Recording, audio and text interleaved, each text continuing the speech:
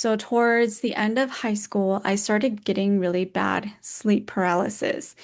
And I had no idea what was going on. And then, of course, when I went off to college, I stayed on campus my first year.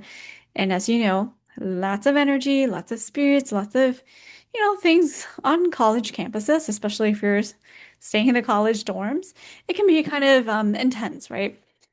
So when I was in the dorms, that's when I noticed that things got even worse.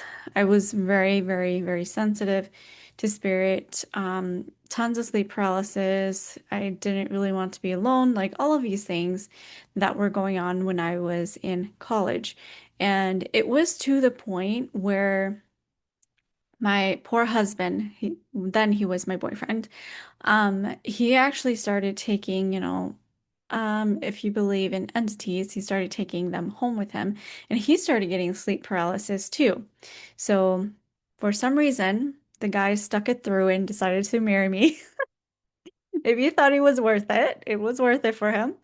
So it was to the point where that started happening to him too, okay? So, it was a really intense time for me. And during those times, like those few years, because it was so bad, I would share it with my parents, and they would call the pastor from their church to come and pray for me to help, cleanse the home or clear the home through prayers. And honestly, it didn't really help me a whole ton at that point in time. And I just came to a point where I was like, okay, I think this is just how I'm meant to live life now. And that's when I started noticing that that was only really happening